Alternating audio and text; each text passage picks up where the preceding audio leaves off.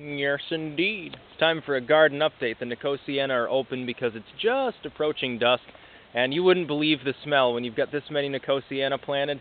Smells like jasmine. It's just the best thing ever. Smells just like a cup of jasmine tea, really nice and sweet with a little overtone of nicotine. I have completely removed this. I've scraped off all the good soil, and I piled most of it in here. It's actually considerably darker than this camera is showing it as. It's actually really good soil, trust me, it's full of carbon. So that bed is done, and if you look at what I did over here, it's also done.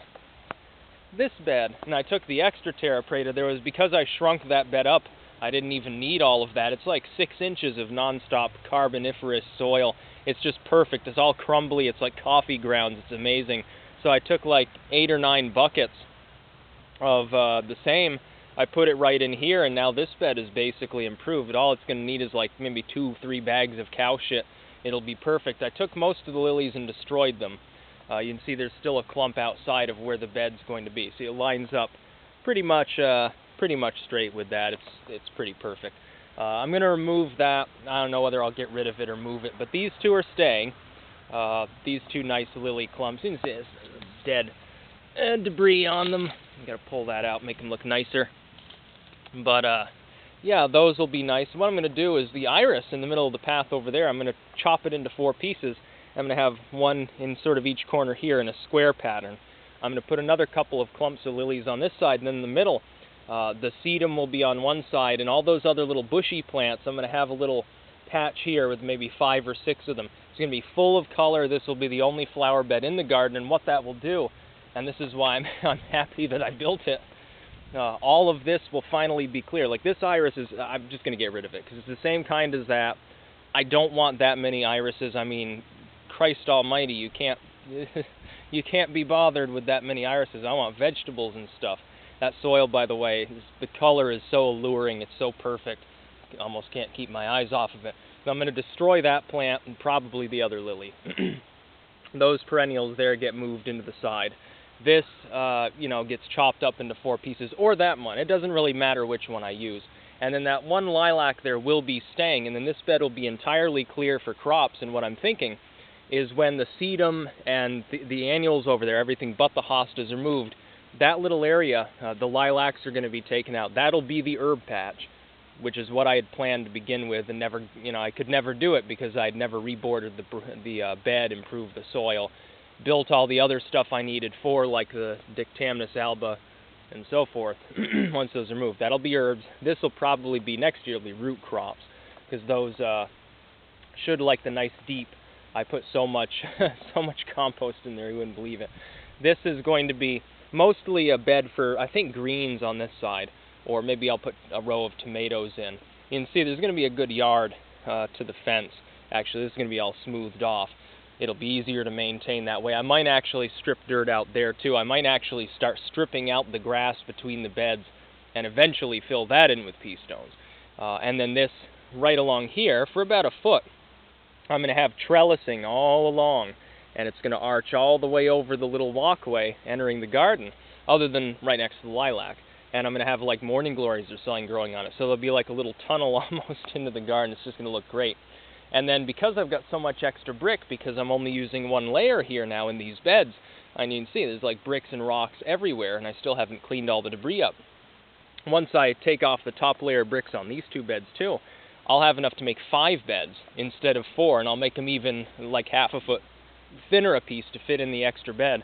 I'll make them even longer, like 5 feet longer. And what I'll end up having is, an enormous amount of area for crops. I'll have probably the one in back, maybe I'll make it a little bit wider and I'll put corn in or something. You can see there's like tomatoes everywhere, there's chamomile everywhere. Actually, the garden right now looks pretty good, other than the fact that a lot of the stuff is removed. Almost looks nice and clean like it is in spring.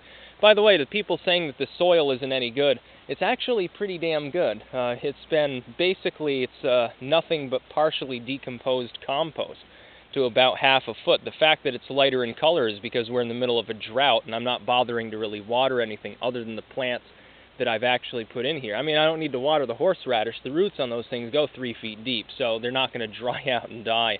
I've put ash and charcoal in here. There's like wood chips.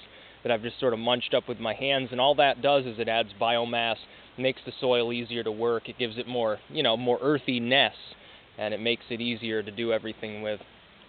And then, of course, this stuff, it's been turned several times. It's starting to, really rot down. Once that's turned a couple more times, sometime in the middle of October, it doesn't look like we're going to get a frost in September, thankfully. So it'll keep rotting, no problems. Just keep it watered once in a while, keep turning it. Once that's, basically degraded, I'm just going to spread that shit over this side. Because to this horseradish, that's good soil. This, admittedly, is kind of peaked. Needs more biomass. I'm just going to spread it out, 4 or 5 inches deep over the whole area, munch it right in, plow it up again in spring, and all of this will be fully improved. Everything's going to be fine. That bush back there has lost some of its leaves, but that's normal. Last time I transplanted it, that happened too. So basically what I'm looking at now is I'll probably have all the interior beds done by the end of fall, when it gets, colder. I mean, there's no avoiding winter in Vermont, even during the warmest of winters. So I'm going to resign myself to my fate, basically. But it looks like these 5 beds I'll be able to do over the course of the rest of September with my editing, all the other work that I'm doing. You wouldn't believe I'm working full tilt every single day. I haven't really had a day off in a couple of months for the most part. But yeah, there's going to be about a yard or a little bit less around the outside. And then between the beds there has to be at least 2.5 feet, a little bit less perhaps. Over here it's a little bit more because I don't want to dig too close to the peach tree. I really don't want to hurt its roots. I mean, there were a couple of the ends of roots in here, so I really don't want to dig through here. I would have expanded it out more. I would actually have it like out here, so that's a relatively thin path. I'm not going to do that, though. I'm going to leave more of a space. And these 2 branches, unfortunately, because that got damaged years ago by the ice storm we had, and this limb, for the most part, got a lot weaker, started drooping under the weight, I'm going to have to saw it off. Because otherwise it's going to interfere over there with putting the fence up, here with moving between the beds. Eventually it'll collapse and break off anyway. The tree could get diseased. And really, it's a nice flush tree anyway, so that one limb is going to have to get cut. It's unfortunate, but I do. I'm going to wait till all the leaves are gone, though. I wouldn't want to cut it right now. You can see those tomatoes, for being in drought, are pretty damn green. They're still absolutely covered, not only in tomatoes themselves, but also blossoms. They're going to keep producing for a while. Even the Nicotiana are doing that this year, and the chamomile too. It's very strange. I haven't seen this kind of reaction to the weather before. You can see probably like tomato hornworm or something has been eating some of these leaves. I haven't seen any vermin on them. And I'm sure there's something here. It eats some of the Nicotiana too, and I've seen tomato hornworms go after them. You can see all that corn. I'm just leaving it standing because I'm actually going to cut that off for like Halloween, have decoration. So I'm just sort of leaving it in there. I'm going to add more cow shit and stuff anyway. I don't care if it leaches the soil more. But man, it's looking good compared to what it was before. Got 2 nice beds on the ends. These 2 beds, this one's shortened up a few feet. And I've got all this still fairly good undersoil. It's still really biologically active, so I don't know exactly what I'm going to do with it. But you can see there's still quite a bit of it, still a couple of inches. Maybe I'll scrape it up and I'll dust some other beds with it. Because it's got the biochar basically in it, it's extremely biologically active. You add a little bit to any bed and it makes it a whole lot better. But yeah, there's the garden update. That's about all. Peace out.